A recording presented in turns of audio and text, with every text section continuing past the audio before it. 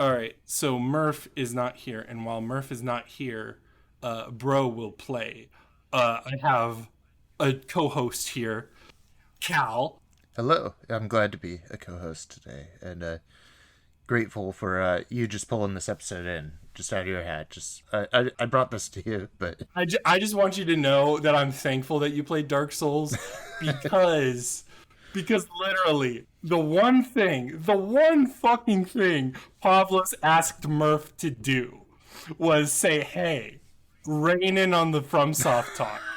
We'll let Bro talk about Dark and that's Souls." why he sat out because he's a good co-host and he's actually Yeah, listening to Pavlos. he honored his wishes, but even then, it still happens. It still goes That's on. beautiful. Uh, Yeah, I'm glad to interrupt and be disruptive on the show. but you've played other games since then, right? You've played things like Doom, right?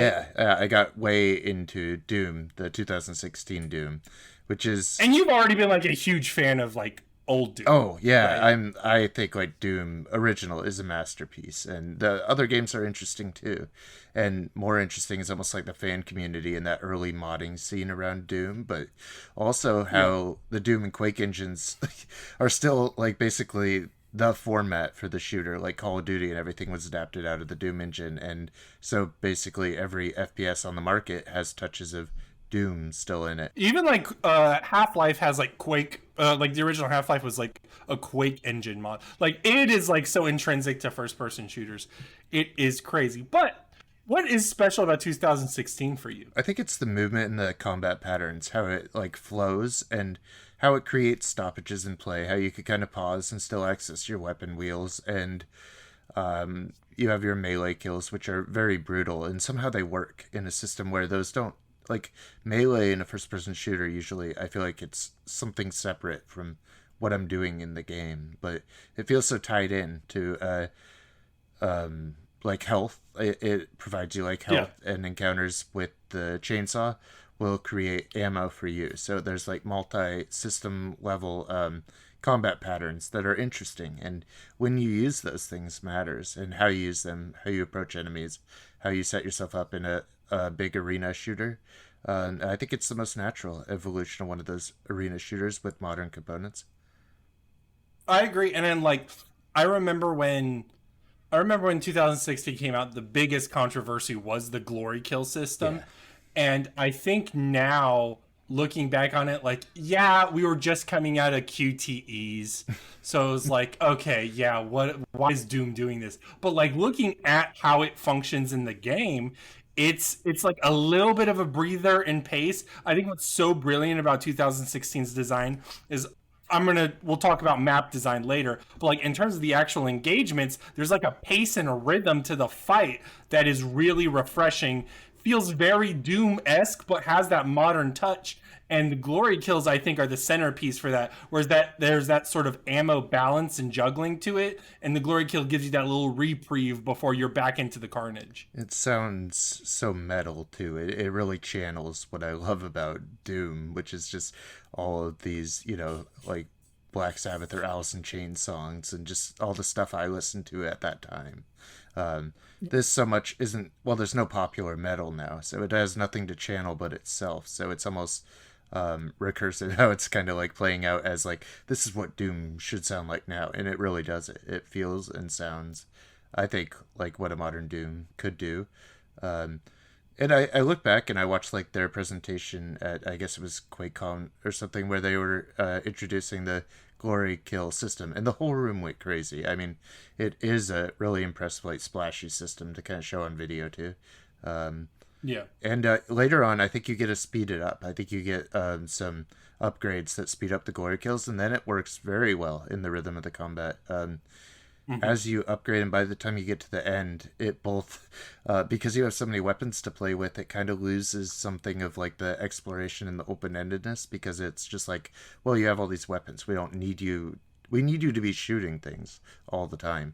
So it's kind of built more around that, and like just monster closets just constantly spawning on you, rather than explore this like really beautiful like factory level with all this lava down at the bottom. That ended up being by far my favorite shooter level that I've played in years. Oh yeah, I think. Well, I agree 100%. That specific level, and pretty much like the first, I want to say like 5 levels, where you're really starting with the upgrades, and you're also getting weapons, and like some of the secrets in the level are like weapons that you would get in future missions, cool. and that is like super beneficial. And then that's one of the reasons why the second half, it goes for a more linear approach, and it goes for a more just like a, you've got everything, you've seen everything, let's just go for the spectacle, which I don't mind. I wouldn't say the second half like falters. No, it's It's still just great. like, okay, yeah, it's still great, but it's like, but when you get a meal for the first time, you take your first bite and you're like, oh my god, this is amazing. About like 50 bites in, it's still good. You know what I'm You're a saying? little bit full by this point. You're a little bit full. Exactly. I think the level design, especially in those first few sections, are also dense, and it's especially that lava section was like non-linear, but non-linear in a way that makes a lot of sense. It was like you could go a bunch of ways, but it all felt very satisfying. I love Doom 2016. It's like such a fucking great game. Because I'm such a id fan as well. They really had been faltering for so many years. I didn't have very many positive id experiences as a fan who just wants them to make great games all the time.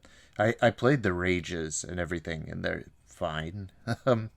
There's lots of textures and like coding down to the metal, and there's still some of the Carmack leftovers. We don't like to talk about him anymore, but Yeah, I mean, like especially with like Carmack into like Rage. I think Rage is like the point where it's like I think Carmack is, I don't know, pushing too much influence. What I like about Doom 2016 is it's very back to basics. You know what I mean? And like there is still some modern innovations, modern touches, and like I would cite things like their influences are not just Doom period.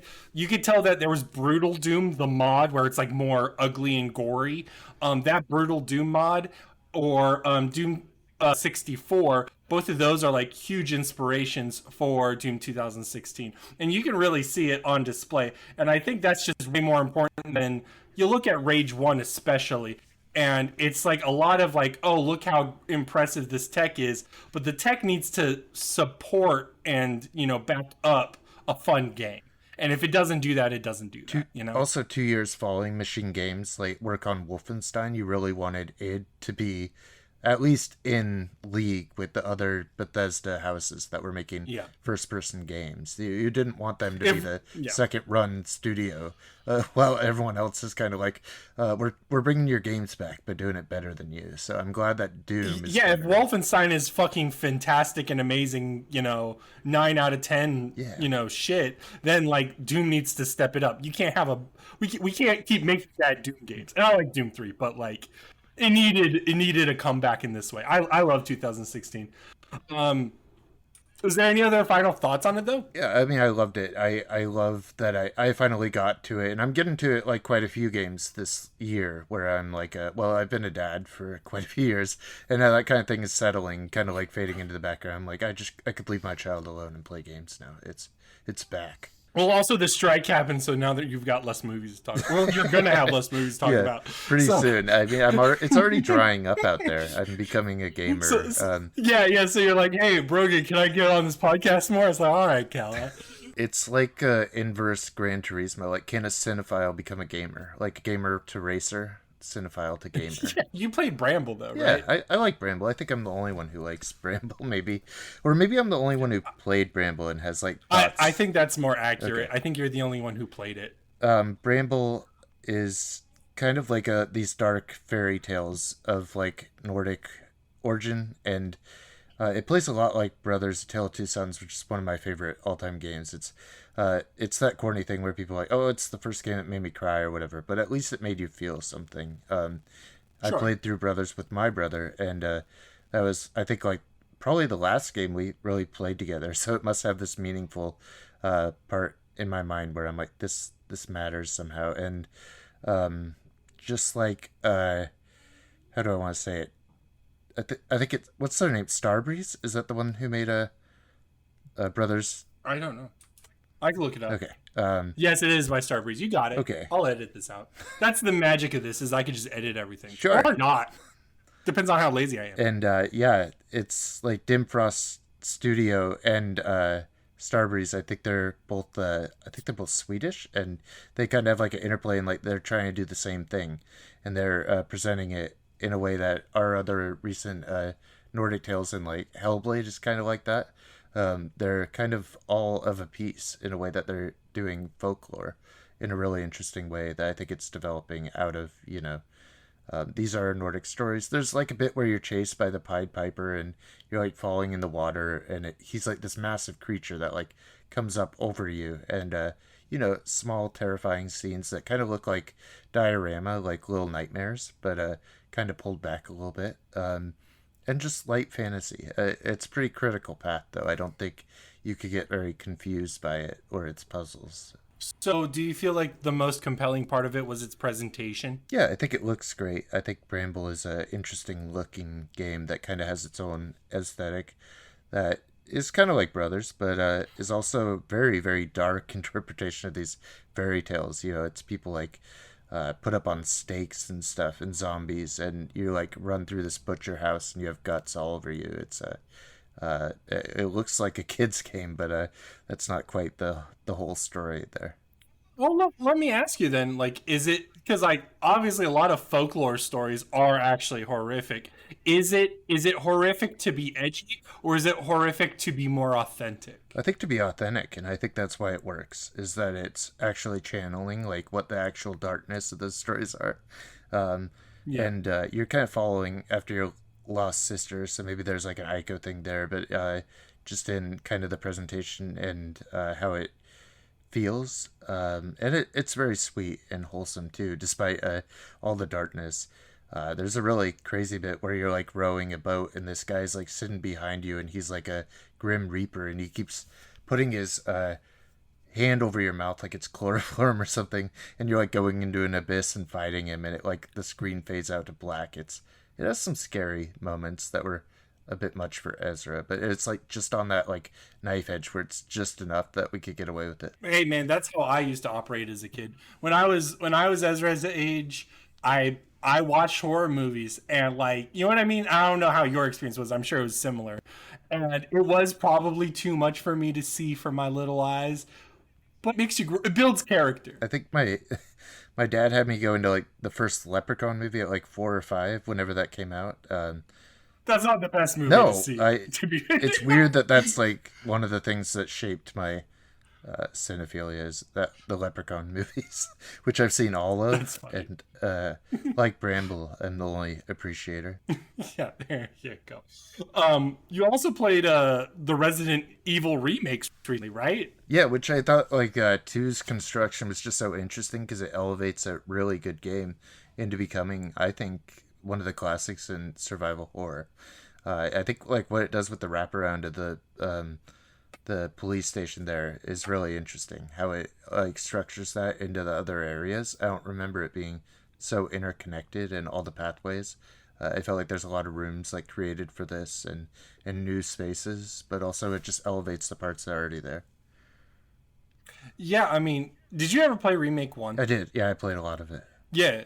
Yeah, so like Remake 1 is like also amazing for that. So like to me at least, after Remake 1, what that meant is like when Capcom makes a remake for Resident Evil, it's a big deal. That's how I felt. So like I was super hyped for Resident Evil 2. And also I like Resident Evil 2 like probably way more than you. To me Resident Evil 2 is a classic because it was like Hideki Kamiya's first game directed, and it's an action title but like mixed with horror. But what I like about the remake is, you're right, is it makes things way smoother, makes things pop more, and a lot of the loose elements sort of are much more easily flown together, especially something like the Mr. X segments. I think the Mr. X segments are really good to lampshade here, because before it's like a very scripted event. Here, it's a much more lively predator encounter. And as we'll get to with Resident Evil 3, I don't even think they top that. I think Mr. X may be the best predator in a Resident Evil game. He kind of teleports around the station, but in a way that's convincing. Like, I looked at the AI logic and how it's like implemented in the game, and he just kind of moves around based on where you are. And there are, of course, scripted moments, because there have to be, with how the game's constructed and what it needs and what story it's telling. But and how you deal with Mr. X in these situations. But I found him so convincing. Like, I was worried when he was around. I was planning around him strategically and what I would do when I ran into him. But also the interconnectedness is so well thought out that you could really like kite him through some spaces, and you could kind of use the environment and kind of I had like a very good understanding for the whole layout, more than I might have had in the original game, where it might benefit from moving those high angled camera shots down to behind the back. I think it really still reinterpreted the space so you understand it without those very dimensional shots. I think it's good that they applied the Resident Evil 4 thing without just making it an action shooter on its own. The way it ratchets up the tension, because you're right, once you get familiar with this place, you get really like, you in your brain you can map out your plan for where you need to go next. And Mr. X messes that up at first. He does. But yes, he does. But then you sort of like add him into the equation, and you're okay with it. And then once the scripted segments pop up, it's just like a brilliant mix of game and then like the scripted elements. And like, to me, it was a perfect balance, where after playing Resident Evil 3 remake, I was like, this is not the perfect balance.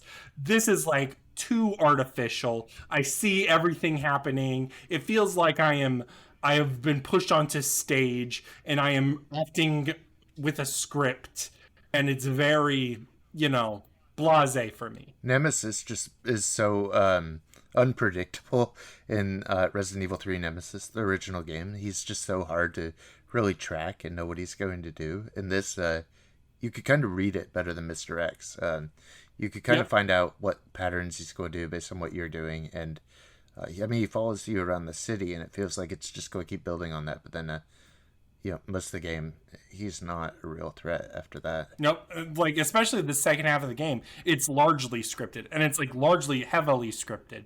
And then you sort of lose these elements, and a lot of the base original game was cut out. And I understand that like there's points of streamlining, but here it felt like a different direction that I wasn't particularly comfortable with. Whereas like Resident Evil 1 remake, Resident Evil 2 remake, I'm like, whoa, this succeeds. This is a good remake. Like, you have the fight with Nemesis Dog below the clock tower, but then you don't get the clock tower segment. Like, it's like whole sections and areas are cut from the game, which I think remakes ought to be maybe additive and not minimizing of parts of the game.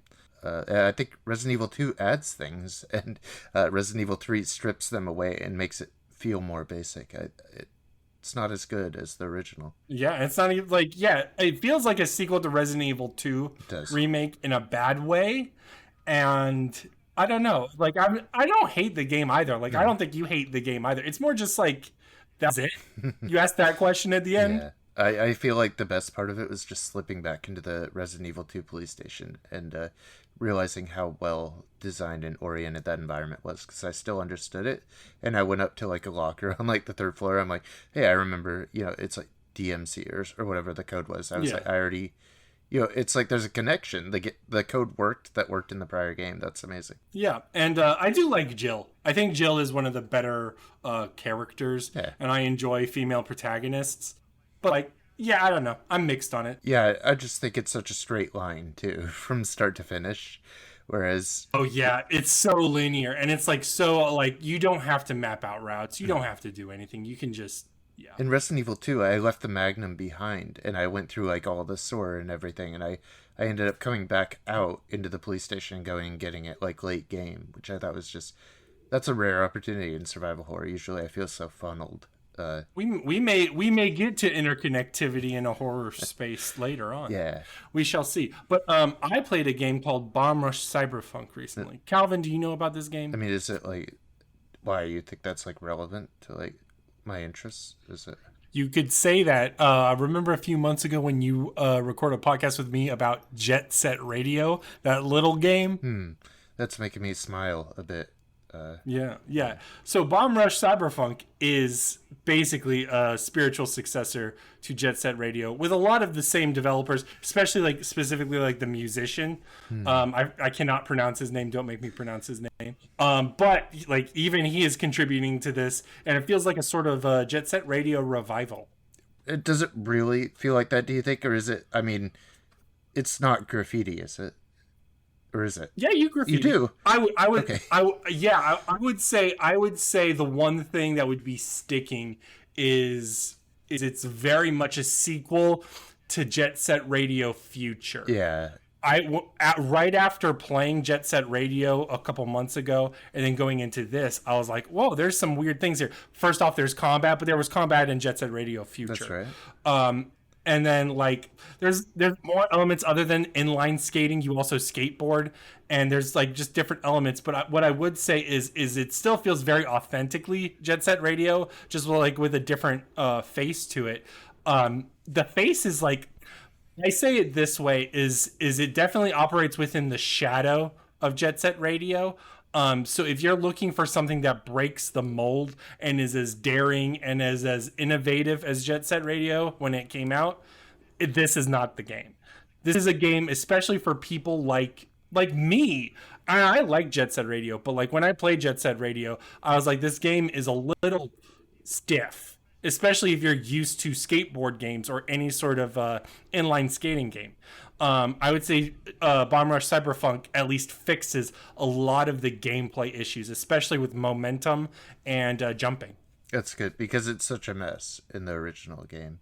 And I think Jet Set Radio Future solves like half of it, but half of it remains unsolved. So, yep. And I would say it largely solves it. There's some elements that are really good here too. I think the big sticking point and ultimate problem would probably be its like story structure and mission structure. Like you're given these little mini playgrounds that are open, but then to progress and sort of collect things and move forward, you have to do these specific things and go to different missions or whatever. It's a lot better the further you go in. And the more you play, the more you appreciate what they're doing differently. It really works. I would recommend it to you. I would. I think you would like this game. I think Jet Set Radio 1 would still be like the place in your heart. Well, that's hard if it's my favorite ever game to really. Yeah, you know what I mean? Like it's not replacing your favorite game. Jet Set Radio 1, like, I mean, it's because there was no other game that was Jet Set Radio 1. So being that game again, I have that game. Yeah. The one thing that is noticeably different is, I would say, just like, I guess there's an attitude change. Whereas is like, I think Jet Set Radio 1, especially for the time it came out, it was a Sega game. Yeah. It was on the Dreamcast. It was about art and graffiti, and it was. Yes. Yeah. I don't want to say it was ashamed of itself, because it wasn't, but it had disclaimers, let's say, where it was like, crime is bad. Yeah. I think this game is pro-crime. That's good. And for that, I give it a thumbs up. I mean, does it still have the messaging in it? Does it feel like it's... No. Okay. I mean, it has like thematic messaging, yes, but it's not doing the PR work. Okay. Does that make sense? I think it's now not concerned with that. Okay. So are there like cops following you around, or is it just... Oh, okay. yes. You fight other gangs, and cops follow you around and hunt you down. Yes. The music especially, if you're even like slightly curious, I would tell you to listen to the soundtrack, because the soundtrack is amazing. And also royalty, like not royalty free, but like license free. We can use it here. Yeah. So this is great. I'm gonna put a song in right now. Boom.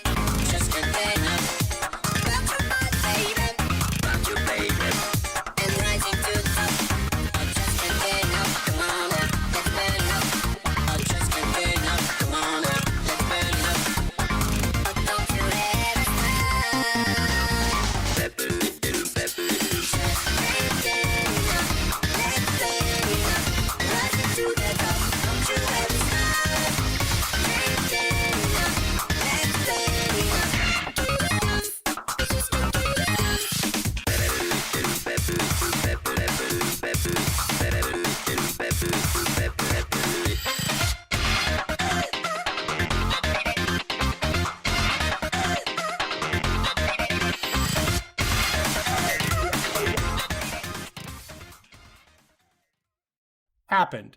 All right.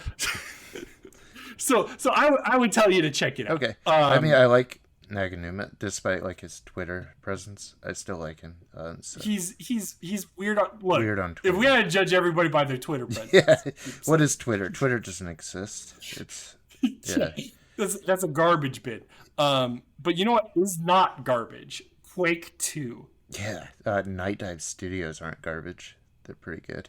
No, dude, I think this is the year of Night Dive. Keep in mind, Cal, that I played just last episode a System Shock remake by Night Dive. That was by them? Let me tell you. Okay. Yes. Okay, I'm in. And it was, they were fucking sick. It is top 5 games for me of the year is System Shock remake. It was really good.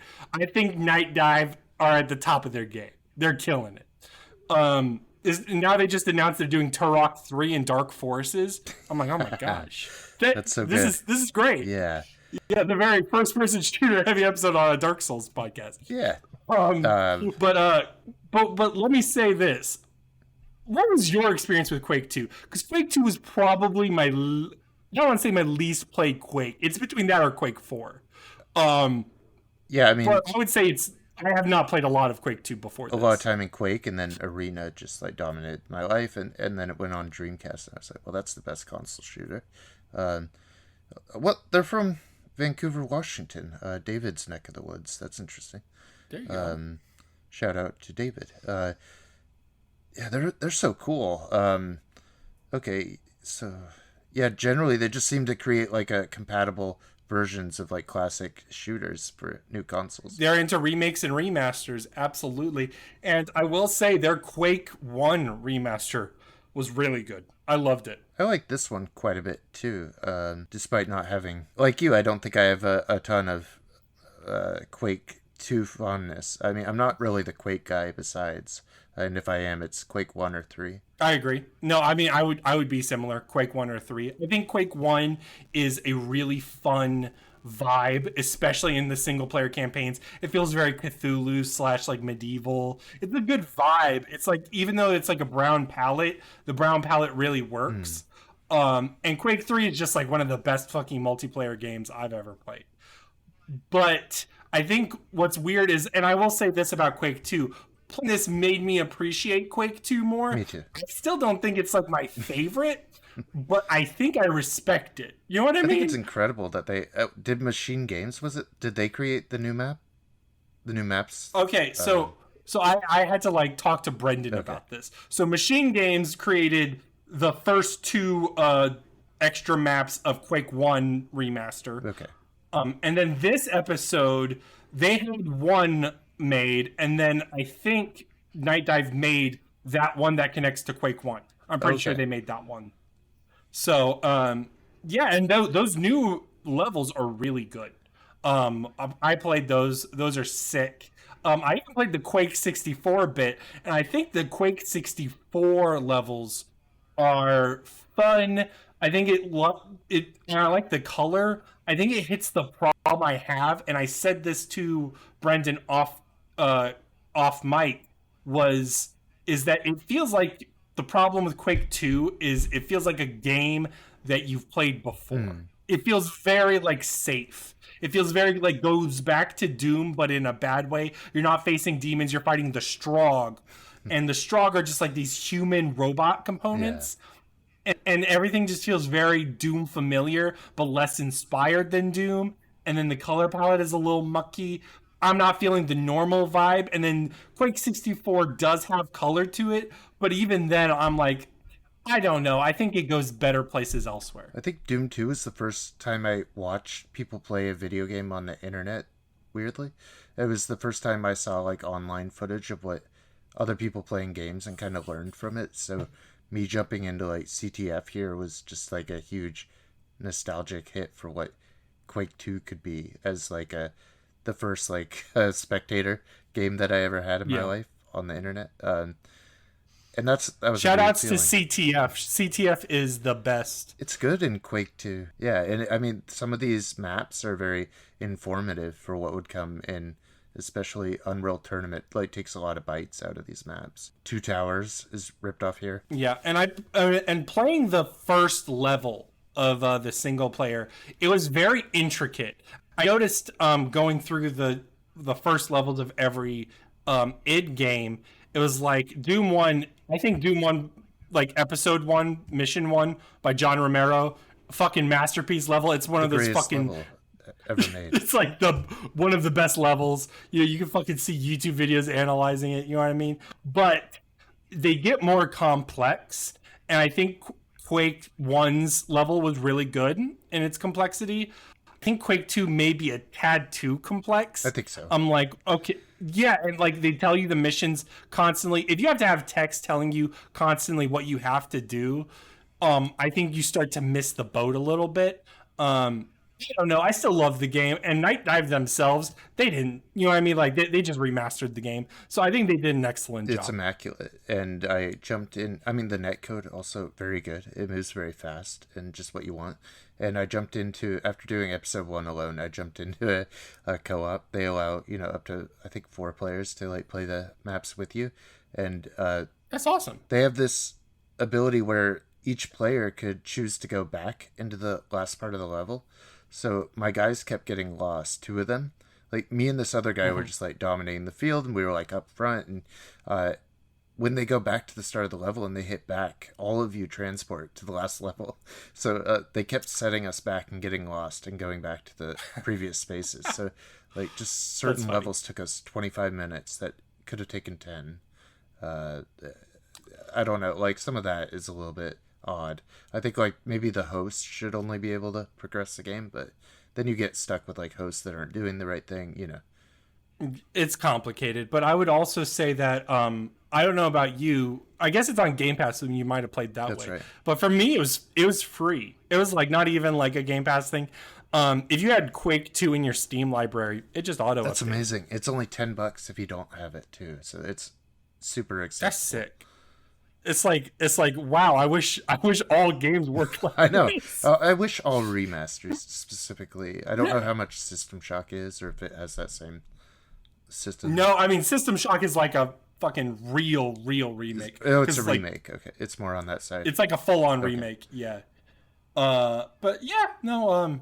Highly recommend. Check it out. Are you ready for the Variety Minute? Yeah.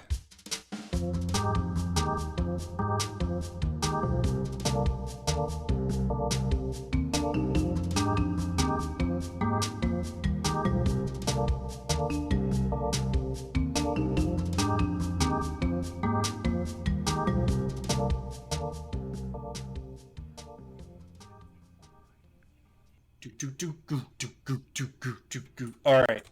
This week's Variety Minute is Fromsoft Games. Cal, how much Fromsoft have you played? Probably not. Like you've dabbled a little bit. Like 3 games. Why am I on this segment? I feel like every guest you have has played more than me.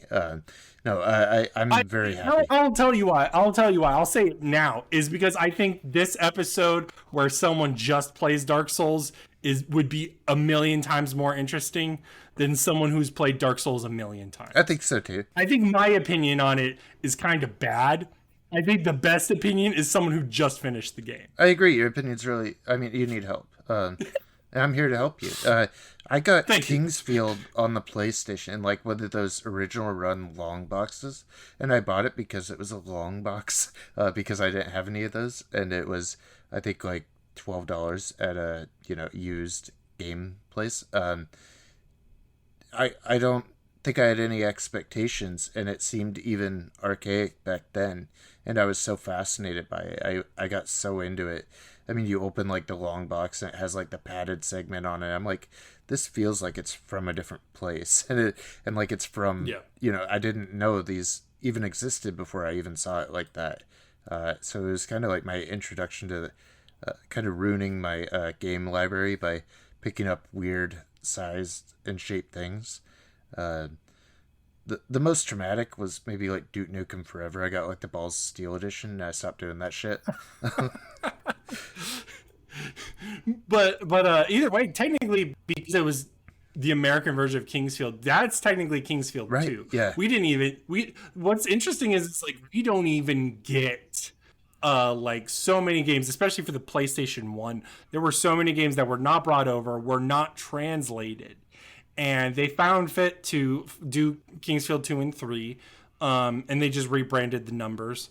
I may or may not be talking about translations at another point in time. But my big exposure is obviously Dark Souls. I played a lot of the modern FromSoft games. My first FromSoft game ever, though, this is going to shock everybody, was technically they published it. I don't know if they developed it. It has the Moonlight Greatsword in it, so I consider it an official FromSoft game. Is 3D Game Heroes for the PlayStation. Okay, that looks cool. Is that like an Atlas thing, maybe? Or I don't know. I don't know what was going on with that. Again, it has the Moonlight Greatsword in it, so I'm under the impression it had heavy involvement, but I'm like 90% sure FromSoft published it, because they have publishing things, and I don't know who made it. But either way, that game was like a Zelda game with like voxel pixels, and you can make your own character. There's just like a lot of cute things to it. The main gimmick was when you had full health, like in Zelda, you'd have a special power, but instead of shooting the sword, your sword just got really big. You could customize how big your sword got, so like it would like take up the entire screen when you mashed the sword button. It was really fun. Looks like it's super by fun the game. Bravely Default developer, and then published by FromSoft in Japan, then Atlas in the US, possibly. Oh, you see that That's that sounds right. Okay. But Bravely Default is It looks so cool and interesting. I edited some review for that when it came out, and I gotta play it. Never did. yeah. And also, like, I would say after that, my first real connection was Dark Souls. I played Dark Souls 1, 2, 3, Bloodborne, Sekiro, etc., etc. I did go back to play Kingsfield and Shadow Tower. Yes, I played them. Yeah. Shadow Tower looks so good. It looks so up my alley. I think you would like it. You would be frustrated at it. I was like super frustrated at it when I played it, because it's very equipment focused. So you remember, like, I guess you didn't play Breath of the Wild, but it has item degradation, right? And Shadow Tower is like heavy into the item economy. So it was very frustrating in that way. Don't like that. Where it wasn't even like, oh, I'm dying a lot. It's like my weapons are breaking. And it was like just oof. But that being said, like visually, aesthetically, vibes based, it is one of the best fucking PlayStation 1 games I've ever played. I mean, my second experience of FromSoft, I think, is probably the canonical one. The Adventures of Cookie and Cream was my... Ooh. Which brings us back to Brothers, because I love these games where you could play it just like Brothers on one remote, playing both parties. It's kind of interesting. Yeah. The co-op experience where it's like tailored for that is really innovative. Honestly, real talk, The Adventures of Cookies and Cream was the one FromSoft game Pavlos would have Really? okayed I back kind in of like the day. it. Yeah, that was the one. I would have done it, but here we are. There's other ones too, like Echo Knight is a very like it's a much more, I wouldn't say visual novel based, but it's very like story based. You know what I mean? It's less about combat and much more adventure game-esque. I think that's a better way to say it. And I just love the spaces FromSoft plays with. And FromSoft always does something on their own terms.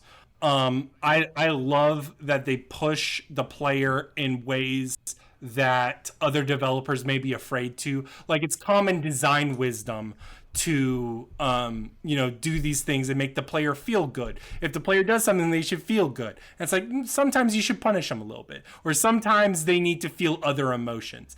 I think it's important that players don't always feel fun. Yeah, absolutely. I'm seeing even more that I've played now. I'm surprised. Maybe I am a good FromSoft guest. I have played Lost Kingdoms on the GameCube. Interesting card battle game. I've probably played something that almost nobody in America has. Frame Gride on the Dreamcast, which is also a mecha battling game. That's Japan only. I imported it. So. Oh, that's so interesting. So it's different. See, they also do that thing where it's like, oh, this game is like this game, but it's different. It's Armored Core. I guess that's their. It's Armored Core, but different. Yeah, it's That's okay. That's cool. customizable mechs, but it's more like virtual on is kind of what I'd compare it to. You're kind of That's awesome. which makes sense on like a Sega platform to have like the virtual on series more connected to it, as whereas PlayStation fits the Armored Core brand better. And I would also plug in, especially for these old Armored Core games.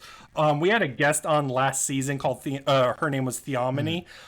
She covers old Fromsoft games, and like for instance, every July 4th, she would play Metal Wolf Chaos. Even just this July 4th, that game is also a mecha game. I played this too. You play as the president of the United States trying to fight the vice president, and it's good. I've also played Chrome Hounds. I guess they have quite a few mecha games. I think I played Chrome Hounds too. This was like an early Xbox 360 game. This was back when the 360 didn't have games. I played Chrome Hounds. I just don't remember. Another Sega game where they have to do the mech thing again, so they don't do Armored Core because Sega isn't interested or wants to do something else, maybe. Yeah, they have a very interesting, like, as far as a gameography here. I think they have one of the most interesting in video games. It's all kinds of things, and but it also builds on each other. That's one of those things. Like I also played Eternal Ring, and Eternal Ring feels like Kingsfield, but like it's just like a slightly different flavor where it's much more focused on magic and focused on ring equips compared to Kingsfield, which Kingsfield is like. I don't want to say mindless, but it's very like based on just what weapon do you have? Yeah. What spells are you going to use? And you've got 4 spells. You know what I mean? Like it's a different game. Whereas I think they just build on top of each other, and that's so telling to their design philosophy now, where it's like, oh, you can look at Eternal Ring, right? Did I say the name right? Eternal Ring. Oh no. No, not Eternal Ring. Elden Ring. Elden Ring. Look at. Sorry, I'm dying here. You can look at Elden Ring and be like, oh, I could see the lineage, and like with Armored Core coming out Friday, like even then there's like a long and storied history of Armored Core, and it's just going to be so interesting to see where they evolve from there. That being said, do you want to move on to the game of the week? I mean, if the new Armored Core lets like the president like pilot a mecha with like a moonlight fucking sword in it, I want to say I watched like a playthrough of what's it called? Shadow? Is it called Shadow Tower Abyss? Is that Oh yes, Shadow Tower Abyss. For is that the first-person shooter where it's like the guns are like hyper like impactful and it's like Dark Souls, but there's a lot of weapon degradation and you like lose your guns very quickly, which doesn't happen in Western games. That's what I was trying to say with Shadow Tower 1. Shadow Tower 1 also operated. It was more medieval. But there was heavy equipment degradation. But Shadow Tower Abyss has guns, and also it still guns. has like the medieval armor, which is interesting because like it has these highly armored like fantasy layered guys, but like the guns still like fuck them up immediately. So you could like shoot off an enemy's head, but then their body still keeps coming, or you shoot off their wing and they start crawling on the ground at you. It's so interesting and hard to animate. That's what I love about these older ones too, is like they'll throw you for like a completely different vibe. One of my favorite fucking things, and I don't know if you remember this, but in Kingsfield 2, near the end of the game, there's like just a reveal where it's like, oh, this is actually a sci-fi game, and the fairies are test tubes, test tube baby fairies, and then you get into the thing, and instead of just like fighting a dragon in a cave, you go to a Tron world, and everything is in like 3D, and like there's robot ants, and then you have to fight a dragon in Tron world. I'm like, man, why does Dark Souls do this? Like, what are we doing here? Why haven't we, sauced it up a bit? It goes out there, and a lot of like in Kingsfield, like in the whole series, it like the stuff it's not like as thematically coherent as some of the Soulsborne games become. I agree with that. I think that may be one of the main reasons, but I don't know. I think there's something really to appreciate from their entire catalog. Anyways, are you ready? Oh yeah, it is Soulsborne ready.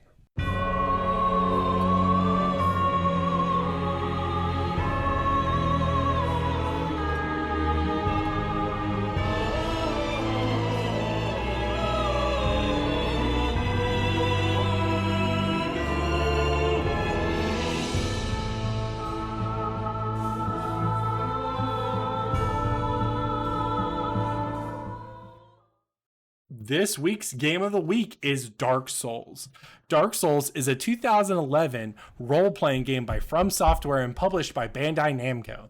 Directed by Hidetaka Miyazaki, the game features heavy inspirations from past RPGs of theirs, specifically Kingsfield and Shadow Tower, and having taken most of its gameplay and innovations from its spiritual predecessor Demon Souls for the PS3, Dark Souls has stamina management, extensive armors and weapons with varied movesets, and unique gameplay mechanics, such as summoning and invading. On top of those, Dark Souls 1 is unique to its brothers in how interconnected and seamless its world design is.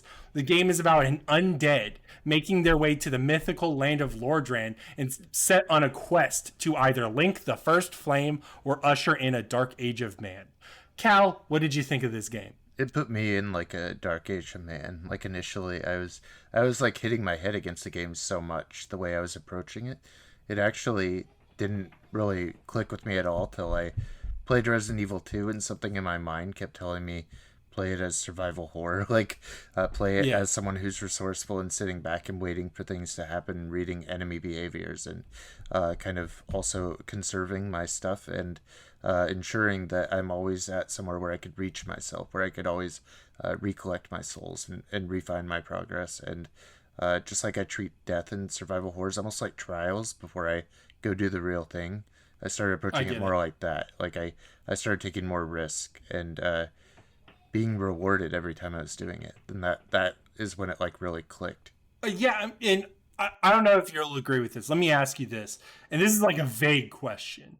Is do you feel like, this is going to sound so cliche. I'm trying to say it in a way that's not cliche.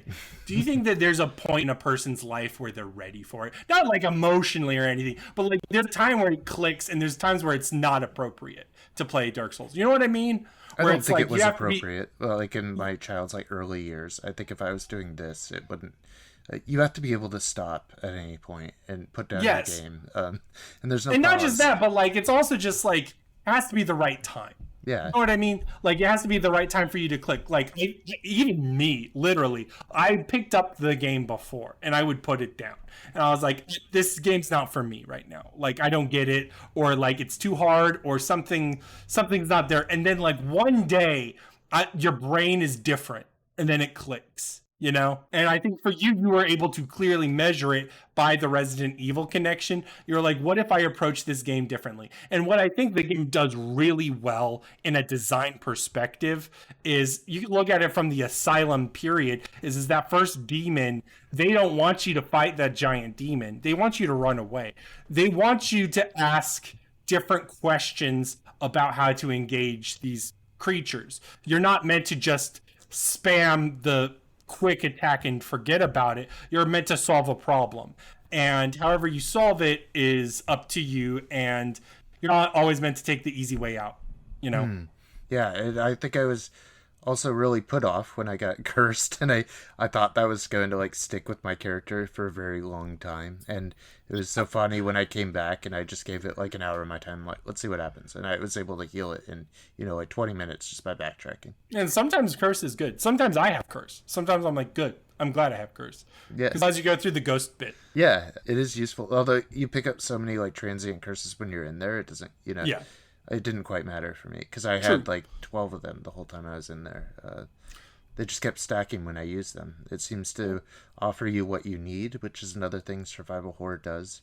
I was kind of maybe oblivious to that it was giving me the pieces to solve its puzzles. Like I think has quite a like reputation for difficulty. And I think that's one of the least interesting conversations about it. Yeah.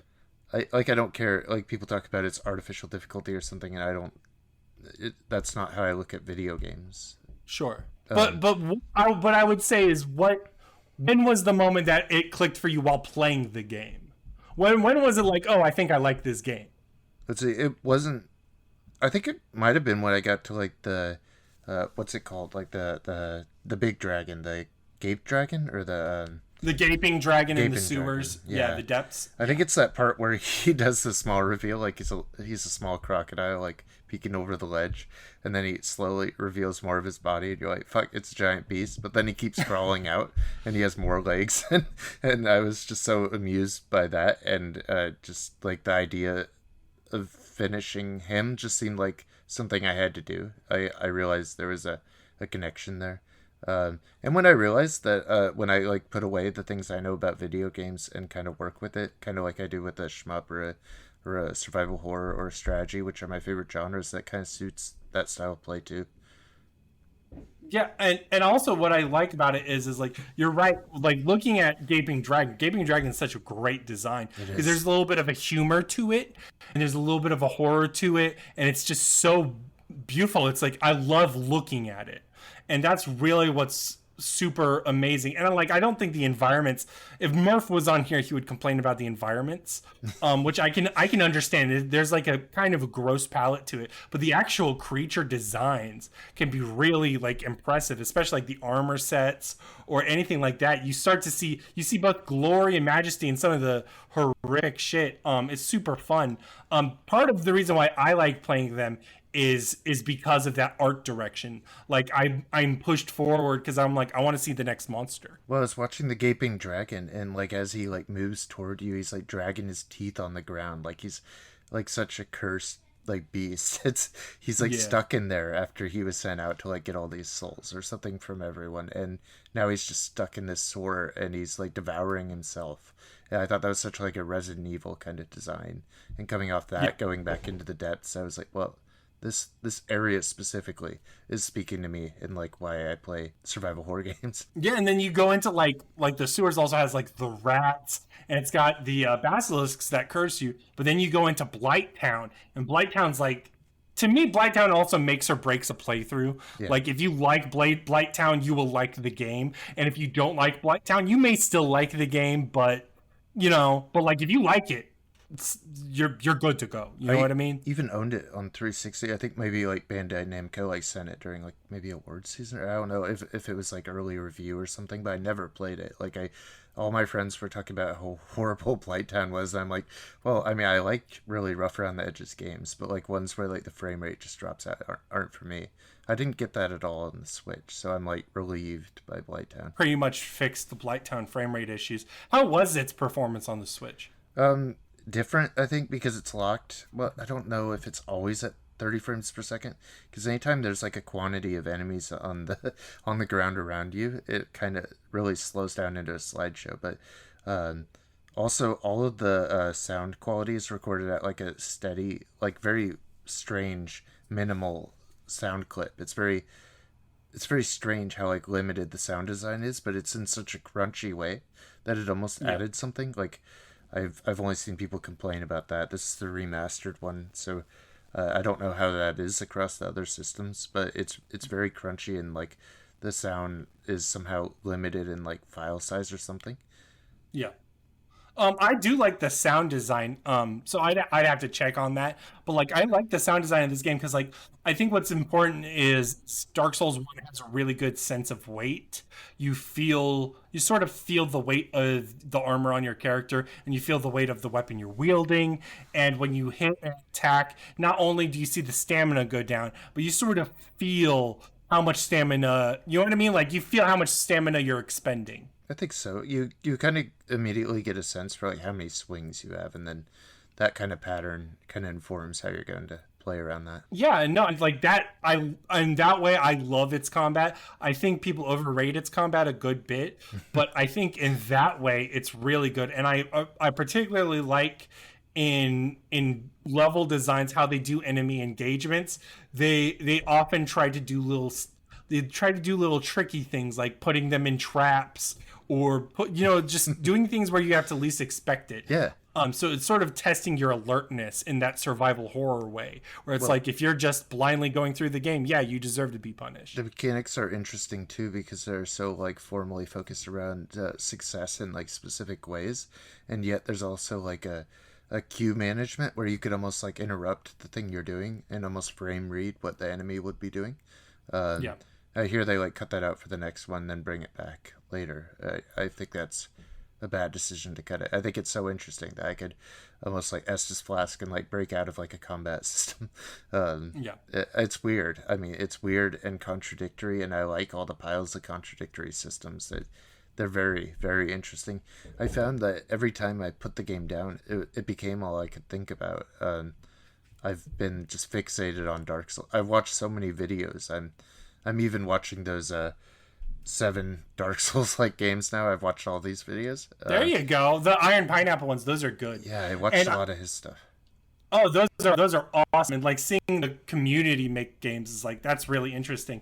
And I also want to say last year, another content creator, Illusory Wall, he is super into the mechanics of these games. Like you'll see 30-minute dissections on the complexity of these mechanics. We're talking, do you know about vagrants, for instance, Cal? Do you know about this? I don't know if I do. I did watch some of Illusory Wall's stuff. I mean, some of it's too much. I get it, but let me go through this. Let me just give an example for the listener how complex a mechanic can be. Okay. Or like just how unique it is. You know, we have the co-op stuff, we have the invasion stuff, but a vagrant is literally a very specific kind of enemy. You may not have even seen a vagrant, Cal. What are they?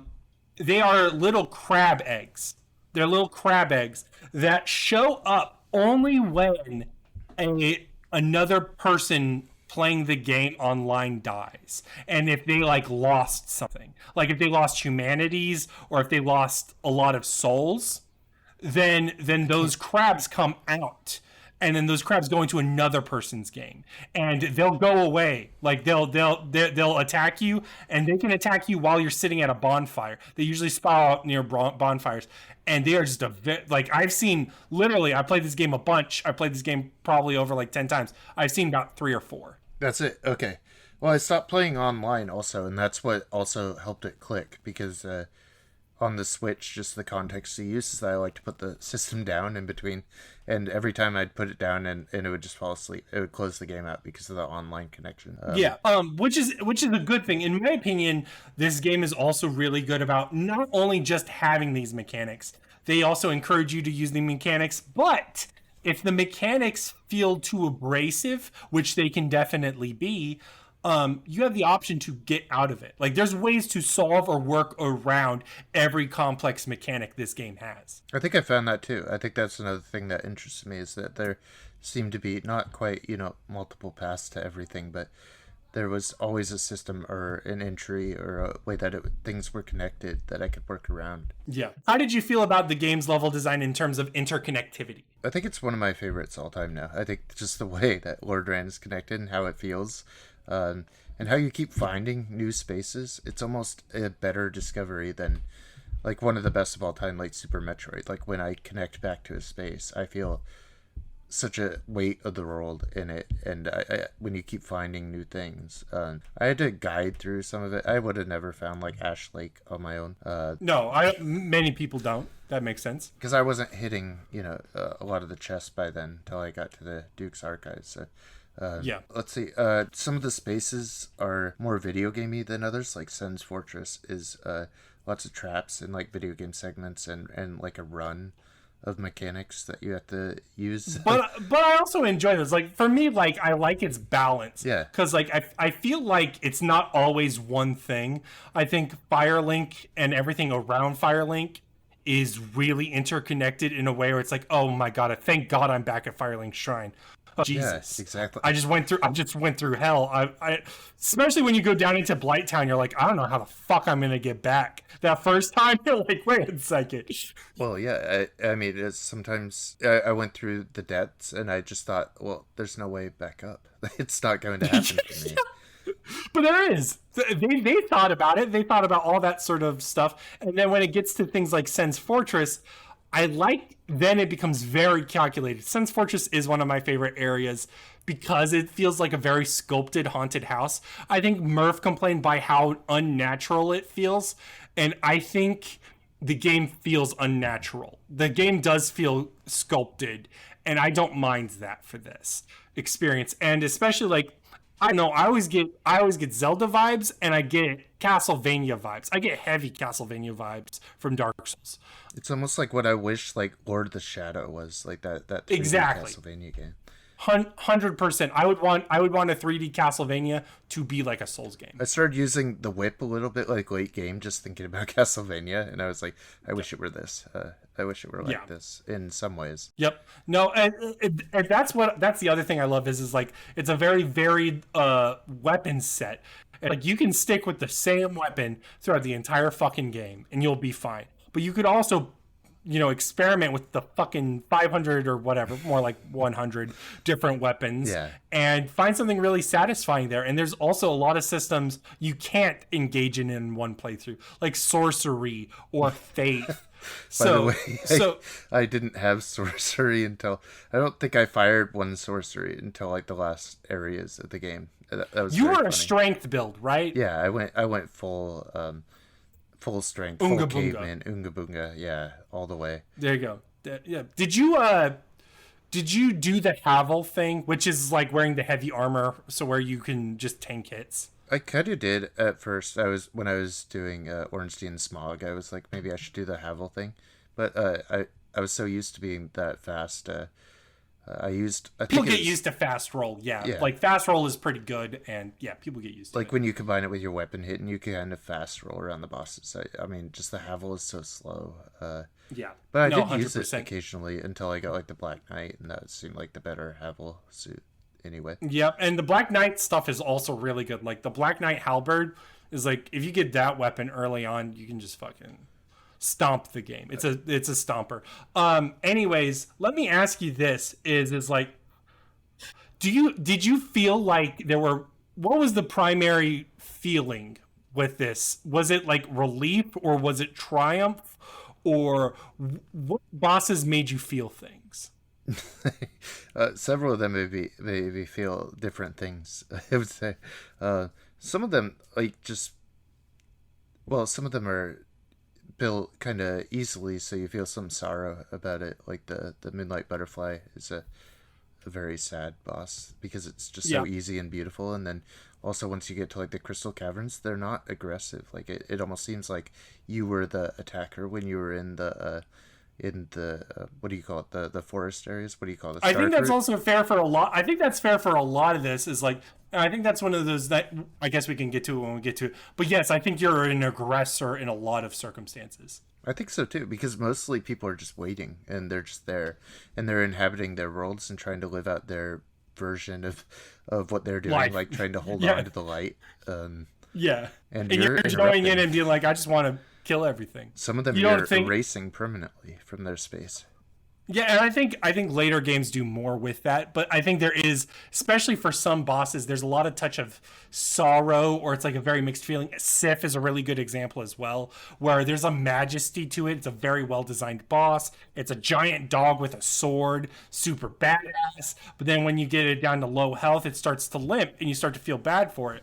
And then if you do the DLC, you realize, this dog was heroic and had a partner, and you know what I mean? Like, he's protecting his master's grave.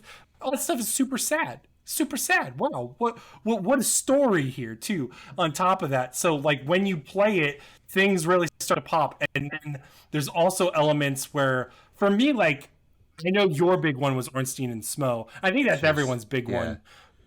Where you hit a wall, and you're like, I remember you saying, I don't think I can do this. Yeah. And we had to tell you, you can't.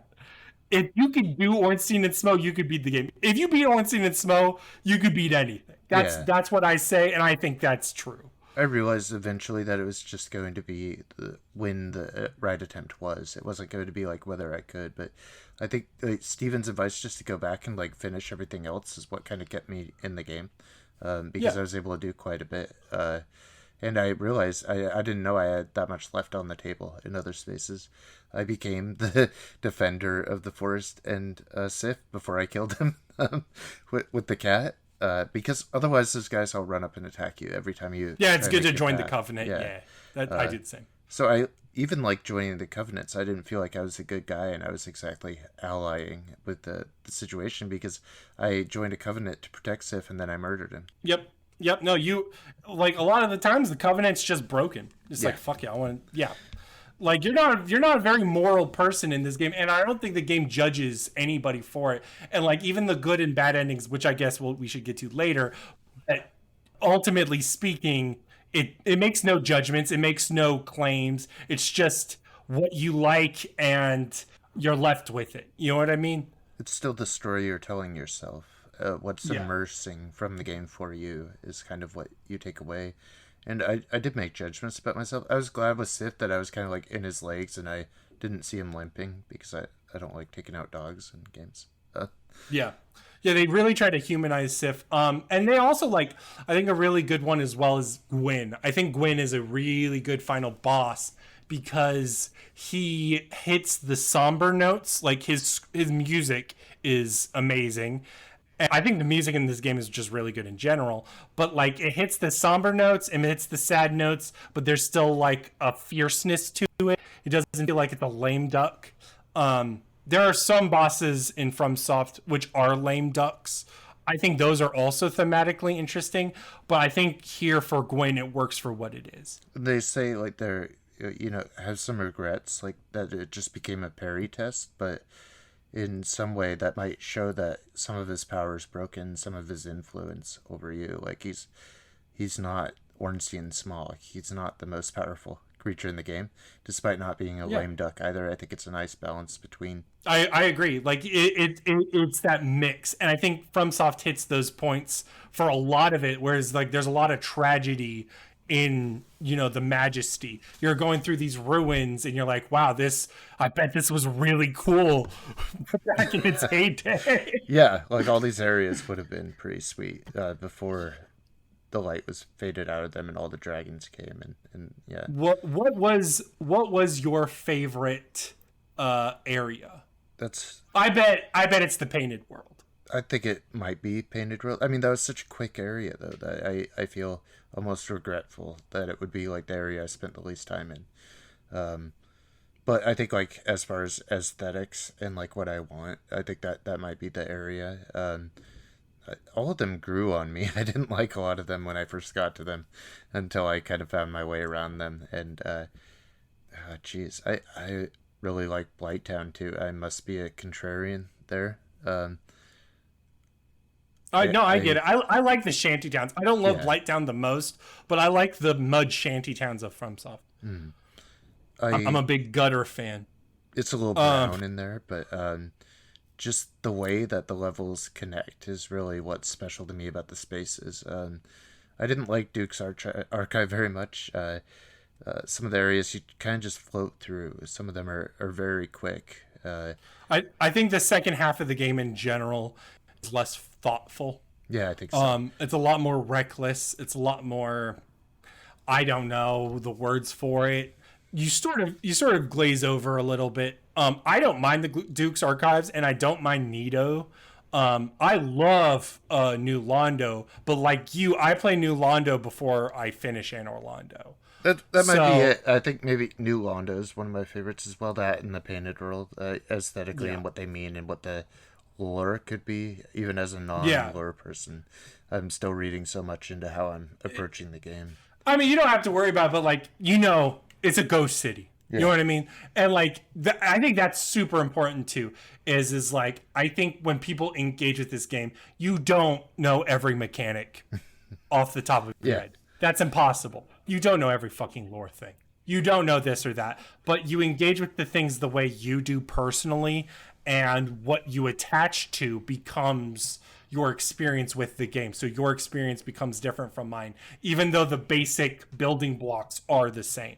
Well, I kept having questions in my head about characters and how they connect and what they're doing and what their spaces mean. So like having such a like immense library of people who have played the game and having it be like the most conversational video game that's ever been online, just like having that depth of access of so many people have made videos about Dark Souls. Like everything I want is there. People love fucking talking about Dark Souls, and like I think that's one of those things too. How many NPCs did you like experience? I don't know. Like, I mean, I don't I don't know if I fully experienced them because I read that they all have like quests and things. I didn't Yeah. really fuck with any of that. I didn't my first time through either. Like Solaire has quest line endings, and you probably didn't see them. He has No. 2 quest line endings. One, I'll tell you them now and see how you feel about them. One is, and this is the most common one, is when he's in Lost Izalith, he becomes subject to a parasite, and the parasite is like a crown on his head, and it shines a blinding light, and then he just goes crazy and says, "I'm the sun," and he just tries to kill you. Oh, shit. And then the other one is you can summon him for Gwyn, and Okay, then I didn't get theoretically that. he would link. I think that would have helped with Gwyn because it did take me a couple hours getting through Gwyn. Gwyn's hard. Gwyn's hard at first, especially if you don't have parry timings down. But anyways, I guess I'm getting too far off things here. I think the other thing I really like about Dark Souls is that community aspect you were talking about. And it's not so much just the lore, it's everything really. It's like it's that sharing of experiences. You have a really good backlogged review of Dark Souls, which I would recommend people read and go to his thing. And you compared it to, and I've compared it to before, is Zelda. Very right? common, Zelda yeah. 1 specifically, where these experiences are very tough and you go through them, and it's not like crazy, it's not Ghosts and Goblins or like shmup difficult, it's just, you know, a challenge, and you go through them and you share these experiences, and it makes the experience fuller and richer because you shared them with someone. I didn't mean to write 19 paragraphs on Backlogged, but I realized, like, reading through there, I'm like, well, Dark Souls is well covered everywhere, but I could be the best review in only one place on the internet, and this might be it. So, I think this is also a game that, like, you think at first you think there's nothing to talk about, and then it's like, oh my god, like, the more I want to talk about it, the more it comes out. Like, I guess this is another thing to talk about. We can edit this if you don't want to talk about it or not. But like, I also find that this game is a really therapeutic game. Does that make sense? that's, I think, what I found this week, especially. I think that's Yeah. why I finished it this week, actually. In my head, you respond to this sort of like, that's how I do it, is like, I responded to this game. I don't know if it's the difficulty. I don't know if it's the Metroidvania elements of like exploring a space. Maybe it's everything done, but you respond to it through your trauma, and it's sort of a way to work through it, and like you really start to appreciate the game more that way. I don't know, it's weird. Well, you can, I mean, leave it in and everything, but yeah, I was like, I brought it to my cabin, and I was like, well, this is going to be like the game that I play there, and I have such strong memories and affinities for the games that I brought out there. They're always very specific things. Resident Evil Remake was one. Super Monkey Balls. Time Splitters 2. Just some of my There you favorite go. games ever I always brought there. And I wouldn't even bring a game that I didn't absolutely love to there. And then, like, while I was there, I found out, like, my grandma was going to be in the hospital, and it was looking pretty bad. And so, like, you know, I'm glad it was on Switch, because I got to experience it through certain things in my life that I wouldn't have just been able to be on the TV for. Yeah. And, you know, maybe nobody else is playing Dark Souls in like a waiting room or something, but it's something you can do with the Switch. But they may be, yeah, and like I think that's super special about a portable. But like, I don't know, man. It's just like it becomes a comfort game, and I think, and to touch on maybe something you've experienced in movies and film, I think horror does that a lot. That's think exactly how I use horror. I use, like, that's why Under the Skin or whatever is my favorite movie, because it makes me confront so much about myself. Yeah. And I also feel such a intense anxiety every day that when I see someone processing something more intense that I feel, which it feels like death oftentimes, like I often feel like I'm dying or something. So when I see someone else processing something heavier than that, I'm like, okay, I can sit back and watch, and it gives me a perspective. Not like a relative perspective, but something like there is pain in all parts of life, and that's okay. This game's all about pain, let me tell you. Well, sorry, I also knew like my grandma was fading, and I knew like the day I was just going to play through it, and I was like, I want something for today where I've done something that I've always wanted to do. So I was like, what if I beat Dark Souls today? So I played it for like 8 hours, and I was like, okay, I did it. I did something, And like just like clockwork, like a couple hours later, I get the call, and I'm like, thank God I did anything I feel great about today. Yeah. No, and like I think that's also super special here is this game does feel like an achievement and it feels like an experience. And I think games should strive to be experiences. They don't have to be fucking complex stories, but they should be something that sticks with you after you're done. After you put it down, a book should do this, a movie should do this, and I think Dark Souls does that. And I think that's really special for games. And I think it does it in ways only games can do. You know what I mean? I think you're right, though, that I use media that way. I don't use it at all to fluctuate my feelings because I'm in recovery and I'm like very hardcore about what I do to like moderate my feelings. But anytime like something traumatic happens in my life, I go to a movie. I always like have to have an association for that day that's better than the thing I'm doing. And like someone may call it escapism, but I think it's a different way to engage. It's sort of like it's like a dream. You know what I mean? Yeah. And when you have a dream, it may not be anything related to what's going on in your real life, but it is. You know what I mean? It's almost like a traumatic reverie that you're slipping into and allowing yourself to process the emotions by going through something harder or exactly more extreme. Then you're able to, think about it later. It's creating space for heavy feelings. Dark Souls does that so beautifully too. I mean, that's what elevated it to like a 10 out of 10. Like, I don't know if it's like a top 10 game, but it's really close and like in my list. And I love Demon Souls from what I played, but I was surprised that Dark Souls even eclipsed what I thought of that. Yeah, and I think like to talk about in comparisons to Demon Souls, I think Demon Souls is more creative. A lot of the things that you see in terms of mechanics are from Demon Souls. However, Dark Souls has that organic feeling to it. Demon Souls feels even more constructed, even more directed. Here, there is an element of the organic world that feels good. You know what I mean? Like the Firelink Shrine thing isn't. I mean, like the Metroidvania elements are gone, and those really work here. These work so well that when later games don't do that, people will go, "Where is it?" It's missed. Yeah, that's what I'm like most hesitant about jumping into Dark Souls 2 about is maybe I should go to Elden Ring or something because I can't play Demon Souls yet. But I also think it's super important for all of these games to have their own identity. I agree. Yeah, games should be different.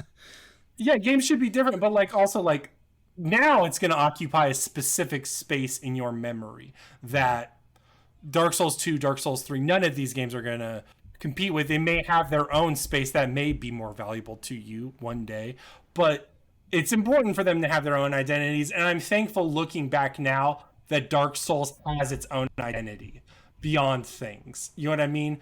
And I understand. To me, no game or nothing is perfect. But in terms of like meaning, I think this is one of the best games for it.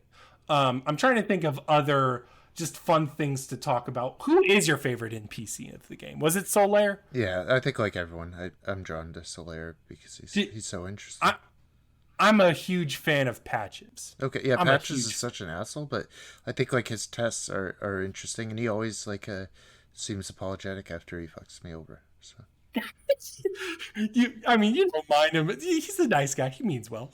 He teaches me things in the game usually. Yeah. He will punish you for being greedy or things. He's cheeky. I just like cheeky. I like a mischievous guy. He's fun. I think this game punishes greed quite a bit, actually. Yes, it does. I would agree with that. There's a lot of mimics in the game. If you take things for comfort too, where if you're ever too comfortable, like for instance, you let Lautrec live, and I'm not saying, I think this is one of the problems of the game too, but like you let Lautrec live and Lautrec kills a firekeeper, so your Firelink Shrine goes out after you ring the 2 bells, so then you don't have a bonfire. But that's okay, you don't need one actually. True, no, you're 100% true. Because I think the game is, I was still able to like warp to there, so I don't see why I would have needed one actually. Well, I mean, some people miss it, let's just say. Yeah, sure. Some people wanted that character in their game, and now it's gone based on a choice they didn't know they made, possibly. Yeah, I think the game doesn't communicate that properly, or at least, you know what I mean? Like, I think there's some ways that it can communicate NPC quests better, or like locations of where NPCs are. But that being said, what I do like is like, yeah, the game tests your comfort, and if you're ever too comfortable, you need to, like, it pushes you and agitates you, and it's like, no, you need to be more hands-on, and you need to think about what's going on. And I appreciate that. I think the game does a lot there, and I also like the extra content. We glazed over the painted world here, but the painted world and the DLC are both really, really valuable experiences. And even if you didn't spend a lot of time in the painted world, I think, and it goes back to the Ash Lake thing, is like, I would still tell people to do it. Yeah. It's like visiting a place. Like, if you visit a town and it's like you have to go to this one location to eat, I'm not saying that because, oh my god, this is the best thing ever. It's more like it's a memory. You know what I mean? Bro, what would have happened if I went to Ash Lake before I had my warp? Can you climb back out, or how do you? I'm pretty sure you can warp out. Same thing with the Abyss. No, like before you have your warp. What if you're in Blighttown and you just go into Ash Lake? Can you? How did you warp out of the? Oh, you had the Lord Vessel by that point. Yeah, I did. You can warp out of. You could, because like when I do the Koth thing, you can just warp out. Okay, that makes sense. Because there's no way out of the Abyss either. Okay, that makes a lot of sense. Because I was like wondering, as a design, that was the first place I got where I was like, how would you even leave here? Yeah. No. And also, technically speaking, if you didn't go to that bonfire, you could do undead bone or whatever, the homeward bone. Okay. That's what it's called. You could do. I did read you could maybe like climb the trees back up, but I would not want to do it. I don't know. This game's bad about platforming. This game's like really bad about movement in that way. And it sucks with the Great Hollow, and it sucks with Bed of Chaos. Really? What was the Bed of Chaos problem? I don't think it's like super annoying. I think a lot of people overrate how bad it is. Yeah. I think the big problem with Lost Izalith and the Bed of Chaos is it feels undercooked. I don't mind it conceptually, but the Bed of Chaos fight is like there's huge sweeping things, there's falling ground, and you're not really sure where you're able to go, and you're about to be swooped. Yeah. The boss fight, Bed of Chaos. That's the name is Bed of Chaos. Yeah, I forget. They sweep you, and you can't jump super easy. If you could jump super easy, if this was Elden Ring jumping, this would be a different story. But like, it just doesn't gel right. If they spent more time in the oven, it could have been a good fight. But nah. I mean, all you do is like disable the two sides and go down the middle, but you still do a little bit of platforming, jumping on that thing, and that's I thought that was pretty good at the platforming things. I enjoyed them.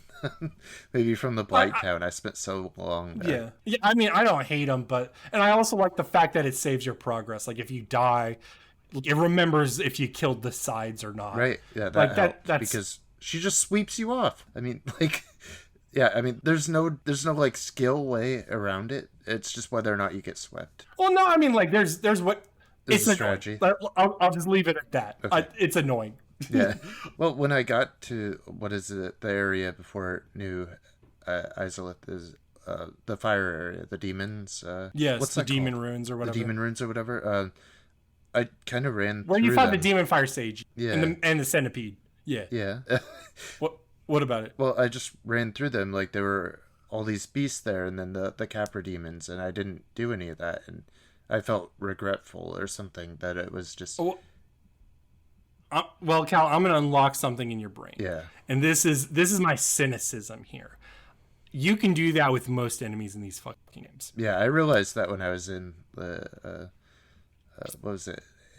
In Orlando, what do you call it? Is that the right name? And Orlando, yeah. That's But like a lot of these are empty spaces where the enemies are like not slow, but like you can run them. You could run past them. And they try to solve it in different ways. In later games, they'll try to have the enemies be more aggro and faster. I don't particularly like that. They tried to solve it in Dark Souls 2 by adding so many enemies you had to take care of them. But to many people, that seems like laziness. And I get it. Like, I'm not, you know what I mean? Like, I get it. But, like, those are just ways to solve the problem. Because I'm going to be real. I just run through most enemies. Like, that's, yeah. Like, why wouldn't you? Well, Especially in some ways where it's like souls are only so valuable as you can spend them, and leveling only gets you so far. There is a lot you can spend souls on, especially like weapon upgrades, but well, once you've leveled, it's kind of like, okay, it's time for my run, yeah. Yeah, like once you get to a certain point, I think you're like already like level 40 by Blight Town or something. And I was like, you're fucking fine. If you just level once in a while, you're good to go. You were never under level. No, I think I I mean? did fine at maintaining level. I forget what I ended at, but I felt competent in the game. Like I didn't feel like I was lagging behind. I thought my weapons were fine. I never fired a arrow. I think I fired one arrow at the lady. How'd you feel about that? That's the other thing I like about this game, is I think this game is really cool about secrets. And there's so much that's left to the player, and there's always just expectations that are different. So like what I like about this game is it sets you up on like this player quest in a very Zelda way of like, oh, you must become king and you must do this heroic thing, and then like the further you get down and dig down into it, you're like, I don't know if this is a good thing or not. This may be a bad thing. and then you start to realize, the people that are pushing me towards this may not have the best interests at heart for me. And by the end of it, if you link the fire, you're being burned alive. You are sacrifice. You know what I mean? You're a ritual sacrifice. It's almost as if Jesus Christ and King Arthur came together and just died miserably. The other ending's so cool, though. I don't know why you'd want to be a sacrifice. I agree. When you could be king of the Dark Lord, you could be the Dark Lord. That's fantastic. Like if you could go hang out with the snakes or burn yourself alive, I mean, it just seems obvious what you would do. It's clear. I mean, you don't need lore to figure that one out. Well, I already defeated all the powerful people in the area, so nobody's going to come fuck with me. I feel secure in the kingdom now. Then why is there Dark Souls 2 and 3? Yeah. Also,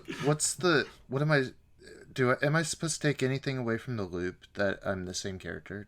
Is there like a lore thing? I think people, especially when the game first came out, did feel that way. Whereas like New Game Plus is canon. Okay. Where it's like, oh, like this thing. When Dark Souls 2 happened and 3, I think that sort of washed that way. But that being said, is like the main themes of Dark Souls 2 and 3 are like, yeah, this is still going on. Like you're still being sacrificed. Or you could still, you know what I mean? Like the issue is still ongoing. I would say it were, thousands of years later. Yeah, I mean, I wish it were almost a Mass Effect thing. I want to bring my guy in, but you could, in theory. You could. Sure, why not? You could redesign the same guy, I guess. I don't. How silly did your guy look? Not that silly. It looked the same the whole game. After Blight Town, I was in the red robes and I had the gargoyle helm. Until I had the Black Knight outfit, which I think everyone probably ends the game with. Black Knight helmet's sick. Yeah. I love the Black Knight. So I was just a Black Knight when I restarted the game. But the whole first game, I was red-robed. It looked cool. It looked like I was a pyromancer, but I didn't have that ability until I restarted the New Game Plus, and I was 5 minutes in. I picked it up off a dead guy just walking around like the banister around the prison. Oh, you missed it. That had to have been what you did. Is if that's the case, then you missed it. That's very funny that I went the whole game, and I found out at the end of the game that you could use a staff and summon powers, but that I didn't have pyromancy is really funny. Yeah, well, no. What's important is like, especially for anyone just starting out, like classes don't matter. Like they only matter like in sort of like getting you a head start in what you're doing. Yeah. But like you can find everything in the game. You know what I mean? So, how do you feel about the people that want to do like a soul level 1 run? Do you care about that? I mean, I don't care about it. Okay. I think it's interesting that you can do that. I think that's cool. I think it says a lot about the game. No, I don't. It doesn't interest me. It's like going through any game under level. It seems like extra work and time.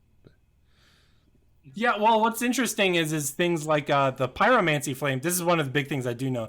Pyromancy flame doesn't like scale to that stuff. It's its own thing. Okay. So you can just keep upgrading that bad boy. It's a weapon. You can just keep upgrading that bad boy, and it does damage. You're not really missing much. The thing you miss out much on is health. So when they say soul level 1, they're still upgrading their weapons. You think? Yes. Okay, well, Yeah, that you have doesn't to. seem that interesting. That's, Yeah. I mean, that's, the weapon's powerful independent of your level at some point. Yeah. So, And I mean, people. I don't know. People just don't want to get hit. People want to be like, oh, look how good I am, and I get it. No, that's good. It's I impressive. will say that, like, Uh, the depths was, like, the area that having pyromancy could have helped me with, because everything's kind of weak to fire down there, and in, like, the Blight Town area, it could have helped. Uh, but, yeah, and then but once you get to Quelaag, I touched up on this game. I replayed it just a little okay. bit before this. Quelaag's a little tough to that. I had to like just break out an axe and just hack at her. I loved Uh, Quelaag, by the way, one of my favorite bosses. I think she has a great design. Man, Quelaag's cool. Hot Quelaag Spider is cool. Lady is cool in my book. Yeah. That's the other thing is like this game has like metal album vibes. That's what I love about it. I think that's the horror vibes I'm after, actually. Yeah, it's like the aesthetic. It just feels cool. Yeah, and there's a humor to it too. The game is funny at points. It's really funny. So Sometimes when it doesn't explain itself, it's kind of funny. Um, One of the games in, like, the seven new Dark Souls was like a. Did you see it? It's a penguin game about. I have not seen it. Okay, it's called Lies of Penguin. So, That's fine. and it's about, like, a penguin guy, but it kind of, like, explains what's happening. Like, the penguin reacts to, like, the contraptions, and I think that takes away what makes Dark Souls funny, which is characters sometimes not reacting to their situation. Like, Yeah, you getting, like, taken up by a bird, like rolling into a ball, and just being airlifted by a bird is really funny. It does funny things. the game's logic feels weird. It has like that adventure game logic. Like I especially when I had to explain things, was like when you're like, how do I get to the DLC? I was like, oh my god. No, that was terrible. It took me forever. Even once you told me, I couldn't figure out why the golden golem wasn't showing up, and then had to go do this other thing first, and then he would show up. I mean, I wouldn't have figured that out if I bought the DLC and just installed it and didn't use a guide. That's a problem, I I think. know. I know. And then same thing with yeah, just in general, the game's a little too obscure at points in communicating things. And I think there's an element of it to appreciate, but then like I don't know, at the end of the day you're just going to look it up. That's the problem, right? Is it's like it's not special. Like that DLC entrance is not like, "Oh my god, I really benefited from that." It's kind of So cool it's once like, you I get look at there, it. but, like, It's a good DLC. I would highly recommend the DLC to anyone. Artorias is a great boss. Manus is a great boss. It's a cool area. It's fun. It's fun. well, it's great because, like, the hand, like, reaches out and grabs you, and you're, like, just pulled into this other space. But then it does add lore around everything you've experienced, and you're, like, face to face with the boss. That also, the dynamics seem different than the rest of the game. Camera maybe Yes. seems a little bit different or further back, or maybe the battling seems faster. The game, yeah, I would say 100%. The battles seem faster. The bosses, I think, are like a set pace because by that point they were already in development on Bloodborne. Were they? So Okay. and yeah, and there is a DLC character in Dark Souls 1 called the Marvelous Chester, and he's got like a mask on and he's got like a Victorian suit. He feels very Bloodborne-esque. And then Artorias and Manus are just very, very fast. So And it's not like they're what's the timeline? So it was this, then what came out right after this? Dark Souls. Well, Dark Souls came out. Bloodborne was pretty much like nearing development stages around this time, and then Dark Souls 2 was basically alongside Bloodborne. So Bloodborne and Dark Souls 2 are like opposite ends, but also have very symmetrical things in certain areas. But yeah, like that would be the timeline there. I had Bloodborne, and a friend played through it when we lived together, and I was like, oh, well, my friend's already into it, and, it kind of became his thing. So I never, I could have gotten into Bloodborne. Is that a thing where people just claim ownership? I think so. Like, this is because, my thing. Well, I was in the game, and it was like my character, and then I came, and my friend was playing. I'm like, oh, I guess it's his. Like it was like he was doing stuff and doing things that I wouldn't have done with the character, and I'm like, that feels wrong. That's not me anymore. So I still have Bloodborne actually, and and I had Demon Souls at one point, and I had Dark Souls. It's amazing that I never finished one till this week. Well, no, I mean, I think that's the other thing. Is like I bought Demon Souls. I did buy Demon Souls back in like I don't know, 2010 probably. And what happened was I played the first level of Demon Souls. I beat Phalanx. I kept restarting the whole game because I got frustrated at the human thing. So in Demon Souls, and they changed this after this, is like in Demon Souls, you have full health if you're human. And if you're in spirit form, which is like just the casual form where you don't upgrade yourself, you'll have half health. And I'm like, I am never having half health. Fuck this. But if you do that and you die in human form in a world tendency starts to go black, and then the game gets harder. Yeah. So Demon Souls is very complex but abrasive. Yeah. So I jumped off Demon Souls at first, and I was like, "Oh, fuck this!" And then eventually I got around to it, and I love Demon Souls now. I don't know though. Dark Souls still has a place. I think it's special. It's a special game. I think it's special little boy. I think everything's called Souls-like for a reason. I mean, it's just. I think it's Dark Souls is the reason why, not quite Demon Souls. It didn't pick up. It's like the I had like Nier and Dark Souls on the PS3. They're like the games that seem like they were buzzy, and nobody really played them until Nier Automata and Dark Souls. So they made them cool. Yeah, Platinum's another developer that I just respect so much. It's kind of comes from the same places of those like 90s developers from Japan that were starting around PlayStation era. Hideki Kamiya. Yeah. There we go. Kamiya, there's a lot of Kamiya-isms from games that I could tell. Yep. There's an action element, and the games get further into the action elements as they go. They streamline way more. I'll be curious to see what happens with Armored Core. I'm gonna play Armored Core. This will be my first official Armored Core, like especially like on a serious playthrough, not playing 30 minutes and going, I don't know what's going on here. I think sometimes that happens still. Yeah. I mean, some games you just bounce off because not all games are meant to be played right in that moment in your life. Like you said, that's what I was saying earlier. Is like Fromsoft Games. There's a time and a place, and sometimes you're not there. It was interesting because I had this on the Switch for 2 years before I had it for 1 year, and then I started talking to you, and I'm like, okay, I'm gonna play it. I got to the depths and like put it away for a year, and then I just all at once, just everything happened. Yep. No, and especially when you get on a roll and you have momentum and you're like, oh, I understand this game. The game goes by fast. Especially if you ever played a new game plus, or if you ever replayed the game again, the game will go a bajillion times faster. I know. Like a bajillion. I'm really fascinated, actually, like looking back at the spaces. Now, I haven't done a ton. I've, got through the first boss. I went to Firelink and kind of like going toward the depths, but I haven't like gone in.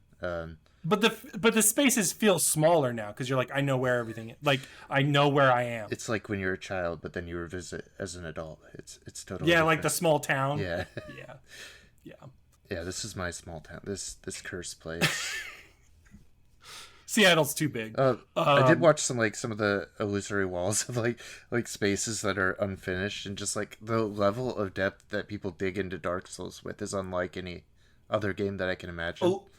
Illusory Wall does hardcore shit, like him or like Zuli or anybody like that. They do hard work into and it's always fascinating. And I love to see like the maps. Like I love his videos where he's like talking about how the levels are literally interconnected, and you could see the map, and you're like, oh my gosh, that's crazy. It's fascinating, and just like him like going, clipping off and seeing like what the world looks like from perspectives you didn't get to see it is all very interesting. Any other thoughts, Cal?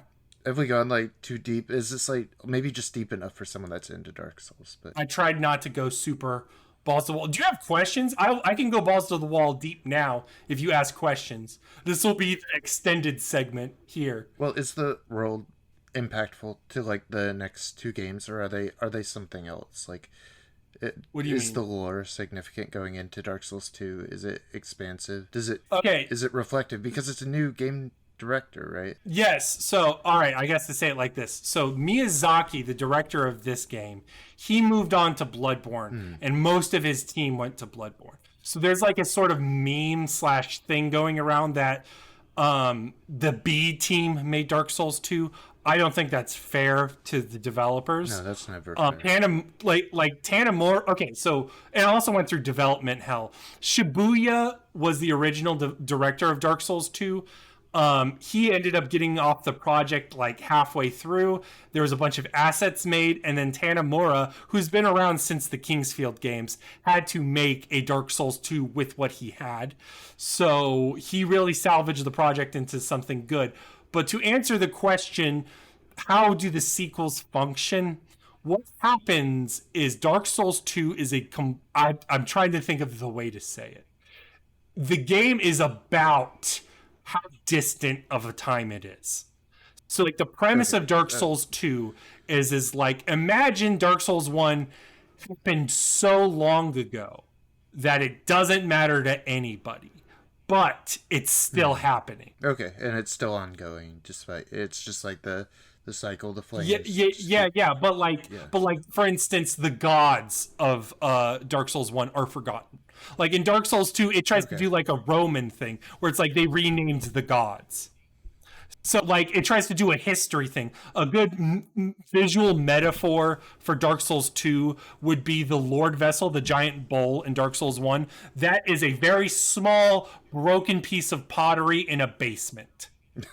Oh God. So like it's meant to be like you don't like if you just play Dark Souls 2 for the first time, that would mean nothing to you. And it's not like the same spaces, is it? Or is it's meant to evoke similar vibes.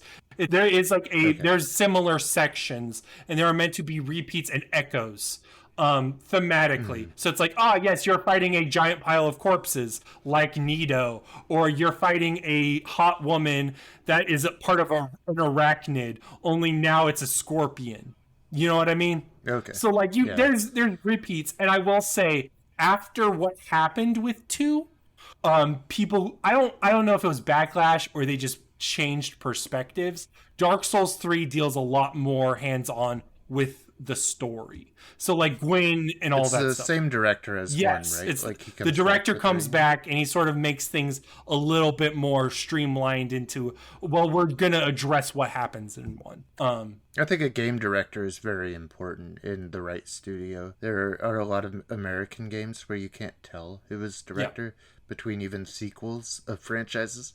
It's not quite a thing the way it is with Japanese, which has been the way that video games have been for a long time. You can't tell the director of an Atari game, but an NES game, you basically and I mean, like, for a lot of people in the community, Miyazaki has made a name for himself as a director, and it made him so successful that he is now president of the company. Like, that's right, big deal. So, and I will say, does he still work on designs? Did he? Well, yeah. Like so what happens is like, to defend my boy Tanamura, because I'm a Dark Souls 2 fanboy, Tanamura is pretty much the co-director. So like Elden Ring,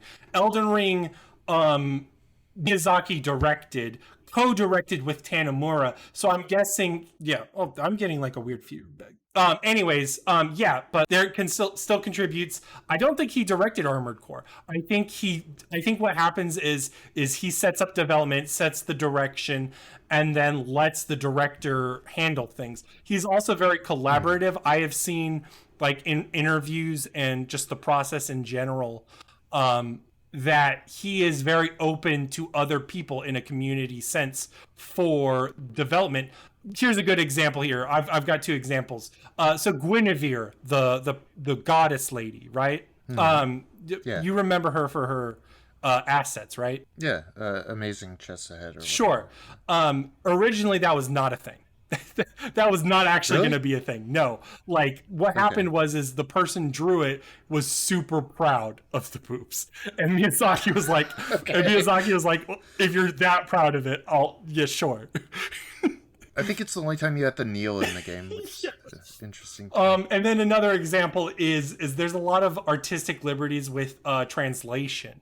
So like Frog Nation, who does the translations for these games to America, what happens is they send the translations over to Miyazaki, who can read a little bit of English, and says whether or not the tone is right, or if something is completely different to what he says, he'll either correct it or he'll incorporate it and he'll be like, oh, that's a good idea. And then he'll change the Japanese text to reflect that. That's so cool. like there's a lot of interactivity with the development that I think is important for a director. It's not so much like an auteur experience as it is leading. And I think that's a super important thing here is Miyazaki is really good at organizing and leading a direction. Yeah, that all makes sense. The game language is very interesting. It's always talking about contraptions and strange things that you don't usually use in game language. Once again, like an adventure game. The other note that I didn't really touch on that I thought was very important is there's not a lot of music.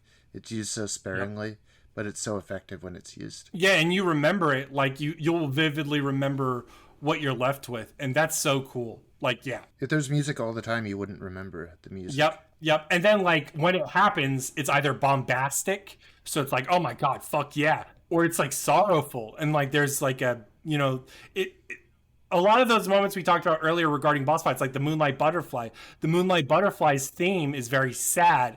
So it really sort of is one of the big punctuation points to tell you, yeah, you should feel bad about killing this thing. It did feel terrible, and it was so... I mean, it's... Nothing's easy. It's just... Nothing's easy or hard. It's just how you do it is sad. Yeah, exactly. That you're just kind of hidden behind this thing, and you're just... It's so easy for you to dodge, but it lays its head down for you. Yeah, it has to. Yeah. That's the sadness, that you have to whack its head to get it down. Sad stuff. Yeah, I mean, I did feel quite a bit of things in this game, and if I didn't feel something, I think that's important in my favorite games. Like I think like the philosophy of a game, like Ikaruga or something. Yeah. I love a very difficult game, but one that one's like about polarity and differences, and also not firing. It's like it's the most interesting shmup because, well, your point system could be much higher if you don't do anything, if you use your shields the right way. That philosophy is so interesting in game design. That's what really draws me to it. It bends and breaks the conventions.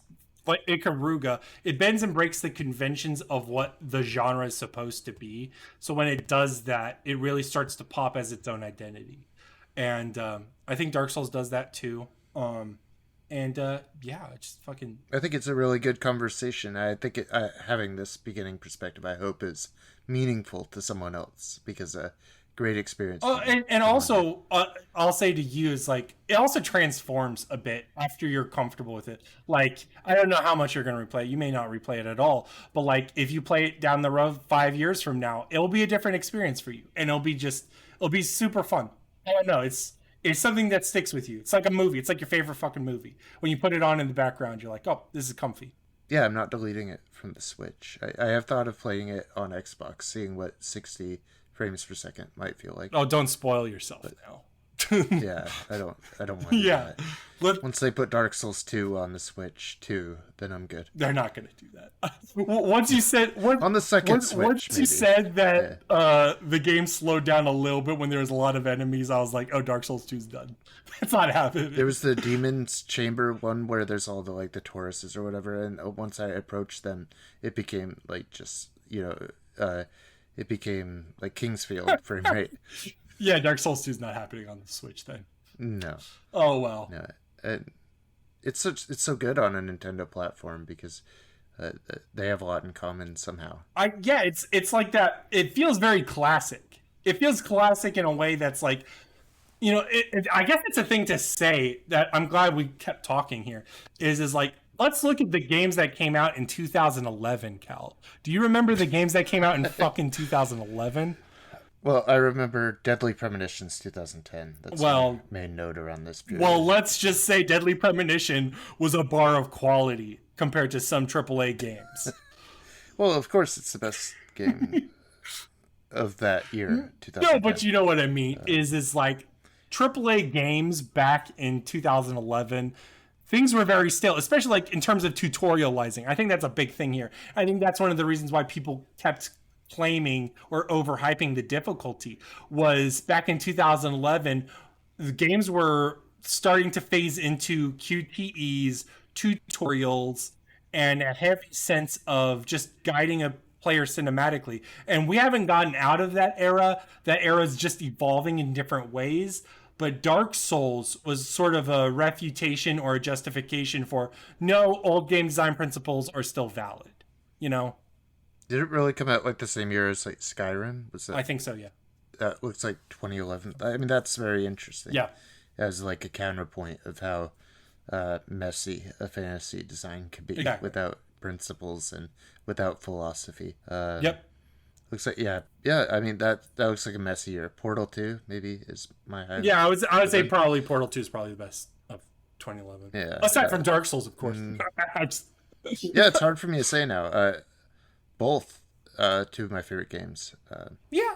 No, but like just in general, I think this came out at a time where FromSoft was evolving, and like, yes, we finally have a game not only complicated enough or sophisticated enough for our fans, but something that can really pierce the cultural zeitgeist. Hold on. 2011. What's up?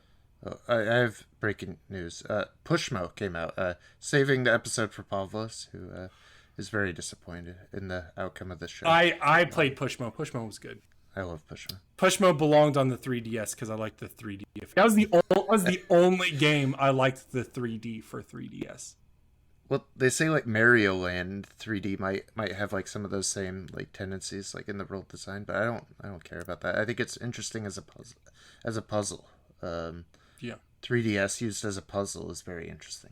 I agree. I think we're done.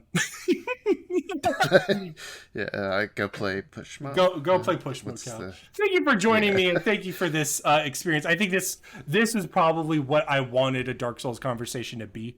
Not like, you know what I mean? Like there was a million ways this could have gone, and instead just getting it from a person who just responded to it, who likes it but just played it. That's beautiful.